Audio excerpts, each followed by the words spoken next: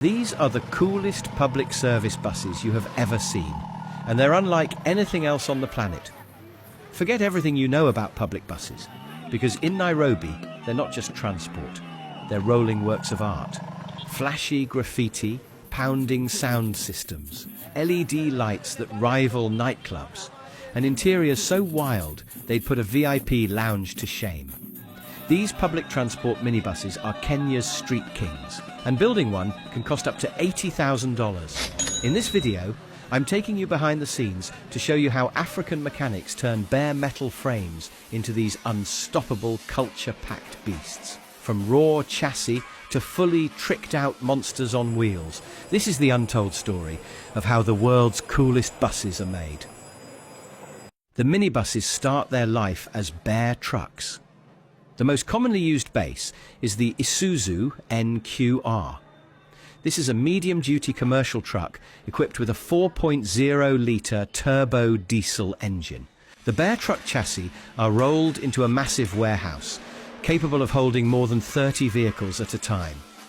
This is the heart of the operation, a one-stop facility where every stage of the build process happens under one roof.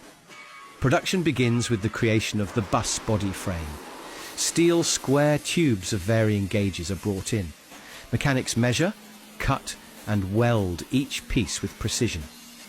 Every section, from the roof rails to the floor supports, is carefully joined to form the skeleton of the bus.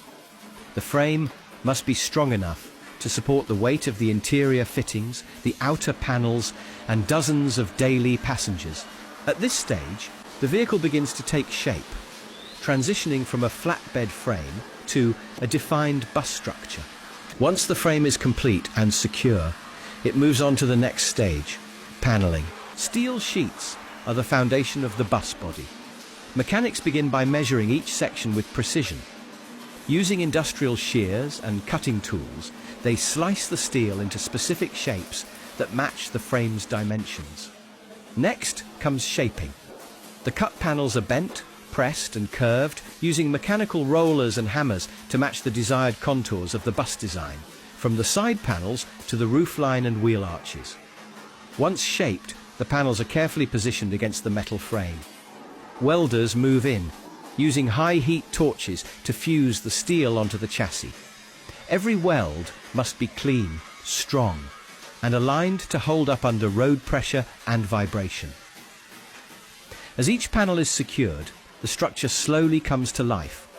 From a bare skeleton of beams and bars, the silhouette of a bus begins to emerge, boxy, bold, and unmistakably ready for the next stage of customization.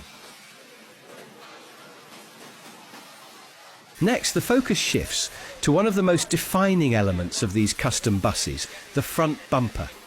This isn't a standard factory part.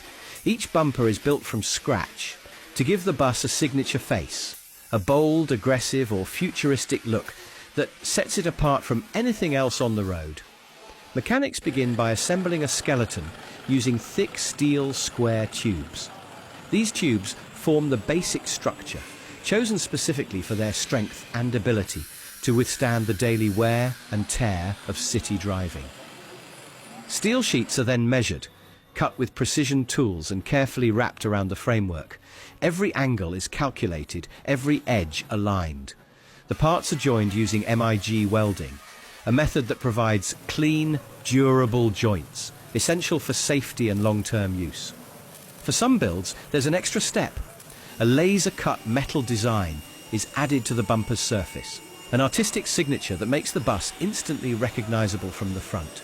Next, the bare metal sections of the bus are coated with a layer of anti-rust paint.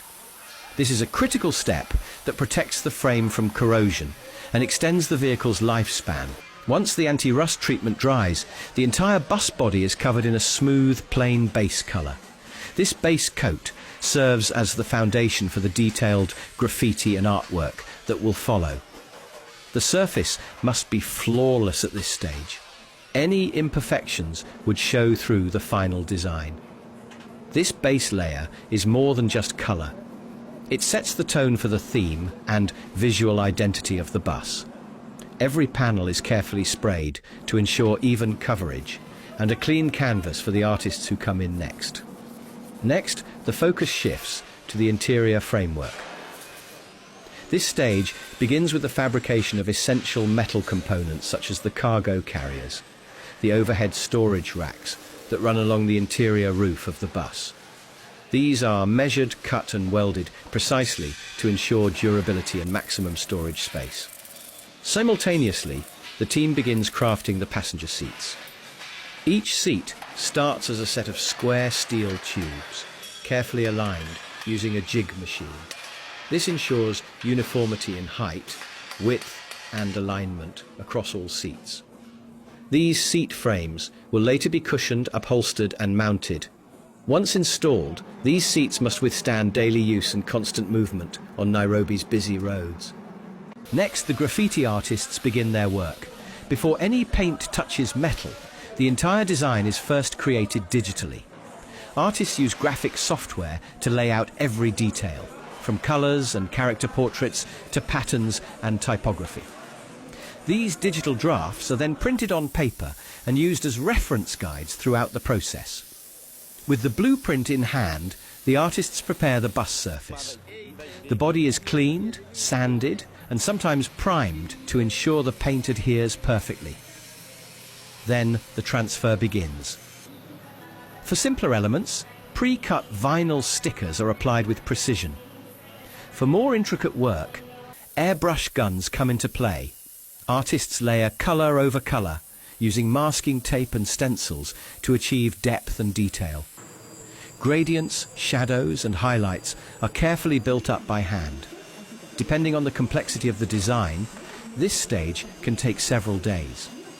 Multiple artists often collaborate, each one specialising in a specific technique like portraiture, lettering or visual effects. By the time they're done, the bus has become a fully customised mural on wheels, a mobile masterpiece ready for the next stage of transformation. The next stage is lighting installation, a critical part of both function and design.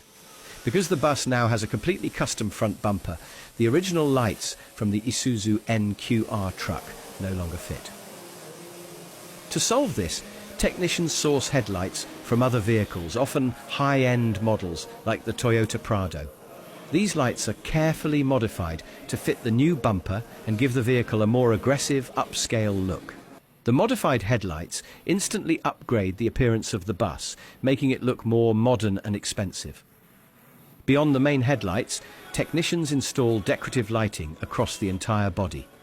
These are usually LED strips or spotlights, placed around the roofline, grille, sides and rear of the bus. The goal is simple: to stand out.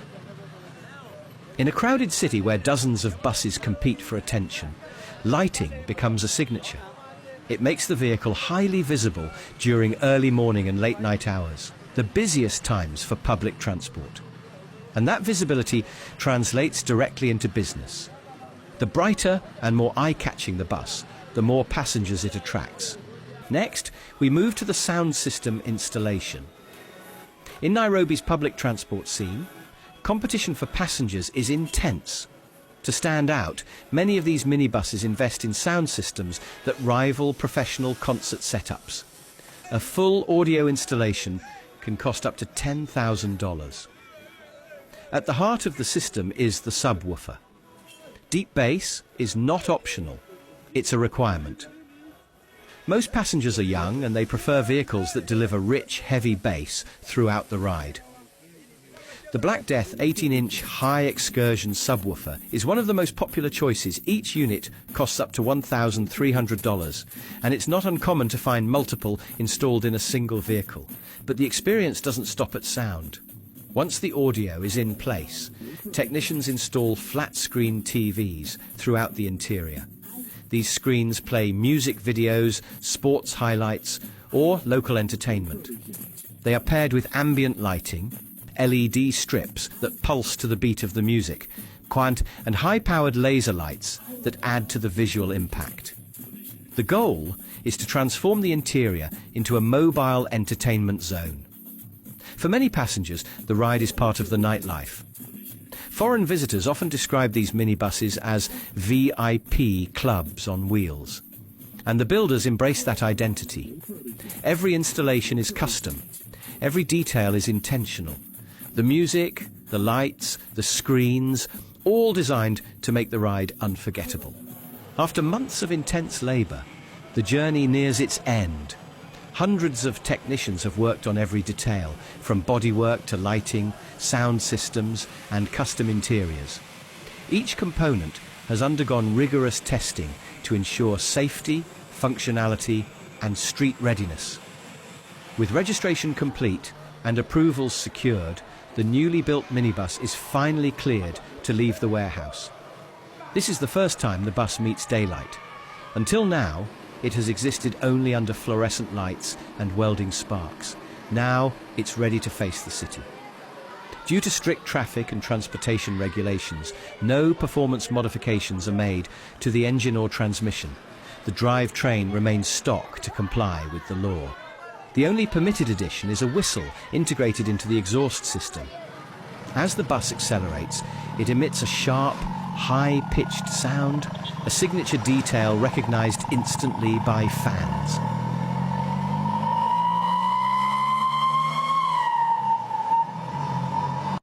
Before it begins service, the bus is officially introduced to the public through a launch ceremony. This isn't a quiet event, it's a celebration.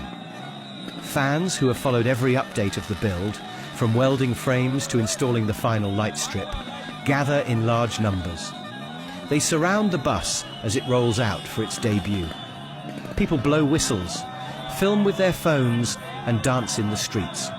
Some follow on foot, others on motorbikes or cars, forming a moving crowd of energy and excitement. The convoy snakes through Nairobi, drawing attention from pedestrians and passengers. The bus isn't just a vehicle anymore, it's a spectacle, a local celebrity. Eventually it arrives at its designated bus stop. From here, it will begin daily operations, ferrying commuters across the city. But today, it's not about transport, it's about pride, craftsmanship and culture on four wheels. This is how a Nairobi minibus makes its entrance. Not quietly, but with full fanfare and undeniable presence.